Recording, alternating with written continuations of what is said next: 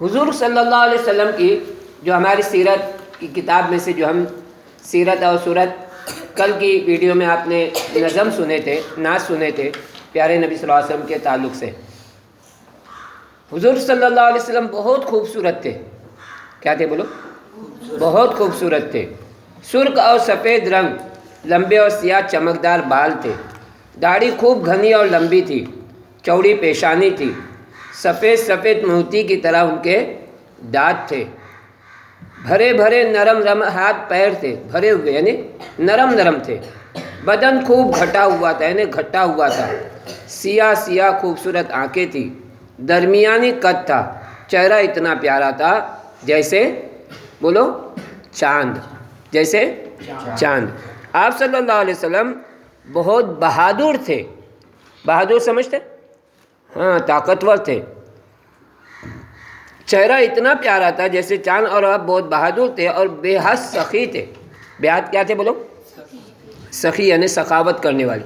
کوئی بھی آتا تھا اللہ کے نبی صلی اللہ علیہ وسلم اس کو خالی ہاتھ نہیں لوٹاتے، کچھ نہ کچھ تو دے دیتے تھے۔ جب کوئی مانگتا تھا تو انکار نہیں کرتے تھے۔ آپ صلی اللہ علیہ وسلم میں شرم و حیا بہت تھی، کبھی کوئی بری بات منہ سے نہ نکالتے تھے، نہ کوئی برا کام ہاتھ سے کرتے تھے، بہت سادہ اور معمولی زندگی گزارتے تھے، بہت سادہ اور معمولی زندگی گزارتے تھے، ہمیشہ معمولی، اور بعض دفعہ جو ہے پیبند لگے ہوئے کپڑے پہنتے تھے۔ کس کو معلوم پیبند کس کو کہتے؟ ارے پیبند کس کو کہتے؟ آج وہ دور ہی نہیں رہا۔ پھٹے ہوئے کپڑے پہنیں گے لیکن اس کے اوپر کپا نہیں لگائیں گے۔ پھٹے ہوئے کپڑے کون سے پہنتے معلوم؟ اسٹائل والے پہنتے ہیں۔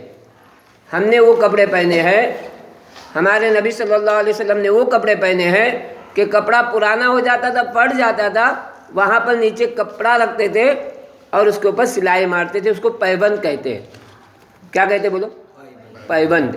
اور حضرت عمر رضی اللہ تعالیٰ عنہ نے بھی اپنے کپڑے میں پیبند لگائے تھے، اور بادشاہ تھے، مصر فتح کرنے جا رہے تھے، لیکن حال کیا تھا؟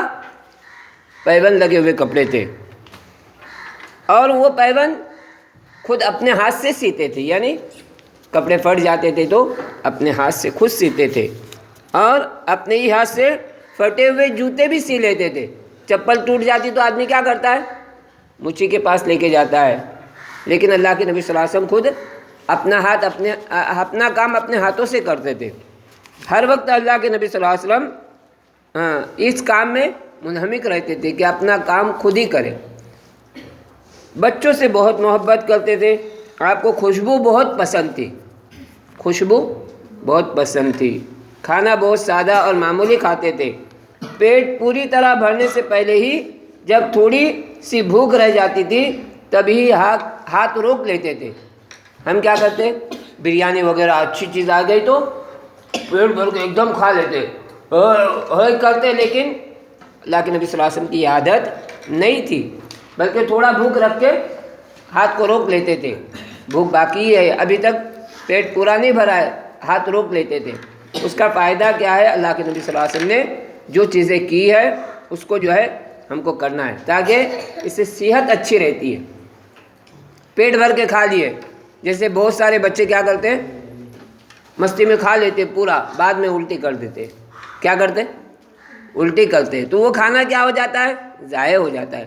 ایسا کھائے کہ وہ کھانے کے بعد ہضم بھی ہو جائے۔ کیا ہو؟ ہضم ہو جائے۔